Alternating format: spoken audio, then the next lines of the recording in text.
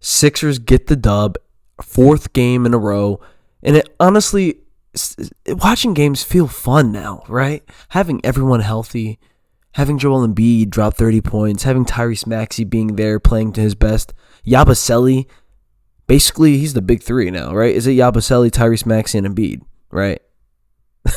I mean, Yabusele, I look at him as the heart of our team. I mean, this guy does everything. He gets rebounds. He plays good defense, great screens, good post-up game, good threes. Like, Yabusele, man, I'm very, very excited to see what he can do in the playoffs. But as of now, he's definitely my favorite player to watch in the Sixers. I really hope we can extend him for, many years to come, because this guy just seems like, everyone loves him, right? Like, he's just a happy-go-lucky guy, and just he brings it all every single game I see him play. And he doesn't start, He reminds me of Nicholas Batum, right? Like a guy who comes in and you feel the effect, right? Immediately. He does something. He does a great play. He plays great defense, or he knocks down a three, I think in the playoffs, this guy is just going to, oh, man. If he had him last year against the Knicks, I think we probably would have won. Yabusele is a big body, a guy who's going to get rebounds, a guy who's going to box out. So, yeah, man, Yabusele, I'm going to give him all the credit for this win and for the last couple of games. I think he's been the cornerstone, that piece to really, the glue, I would say. He's the glue that really holds everything together. And this is his first year as a Sixer. It's crazy to say that. It's crazy I'm saying that, but this guy is really the glue. Yabusele is the man. And, Paul George is still struggling. I mean, at this point, you would think Paul George would finally get his groove on, or at least score 15 points or 20 points, but he continuously just letdown after letdown. And this game, I mean, he was in foul trouble throughout most of the game. It's just, I don't know, man. I'm not going to say he's Tobias-like, but he is very... Offensively, it looks very similar.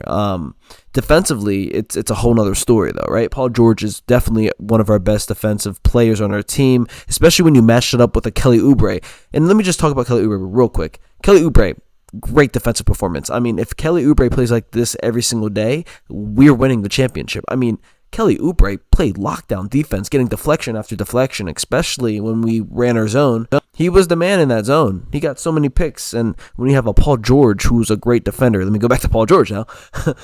Paul George, who's lengthy defender and has been a top tier defender for like 10 straight years, 5 to 6 years, straight. So yeah, I mean, Paul George, I like what he does defensively, but it's just he needs to be able to hit his shots, and I think that will happen. It will come. But it needs to come soon. Pause. It needs to come soon, though. You need to knock down your threes. You need to knock down your mid-range shots. And, if this is a problem in the playoffs, it's going to look worse for Paul George, And people are just going to make more memes about him being basically Tobias Harris. So, yeah, he had 9 points today. 9 points. He only shot 9 shots. He had 9 points shooting 9 shots. You know how bad that is? That's very bad. That's Tobias-like. That's very Tobias-like. But I feel like a Tobias game would be like he would have 9 points, but he shot like 2 for 8. You know what I mean? And the rest were free throws. I feel like that's more of a Tobias game. He did have 4 assists, so the one thing I'll give Paul George, he doesn't force shots. So if he doesn't feel like he's having a great game, he's just going to be a real guy, basically. So I'm not gonna hate it. Item to make his shots. I mean, you look at the past 3 games, 9 points, 13 points, 12 points. That's rough. It's rough. But as long as Tyrese Maxey gets 20 to 25 points, Embiid gives you 30 points, and Yabusele giving you 15, we just showed that tonight that we don't need Paul George to give us 20 points for us to win, right? We don't need Paul George to hit every single shot. We can win the game spreading the ball around, right? Relying on our bread and butter. Joel Embiid, Tyrese Maxey, our two-man game. You add Yabusele, who was on fire tonight. And I truly believe Yabusele can average 15 points throughout the season. I think he can do that. I think it's all about confidence and opportunities that he's getting. He's not even starting right now. And I truly believe that he deserves to start. I mean, I want a front court with him and Embiid. I talked about this. I'm pretty sure I talked about this in the last video, but especially in the playoffs when you're going against bigger teams, bigger squads, this is what happened against the Knicks. We just got out rebounded, right, and just bodied in the paint. But when you have a guy who can, Yabusele, who's 6'8", but he's like 260, he can guard in the perimeter and in the paint, help Embiid out. Like, we need that.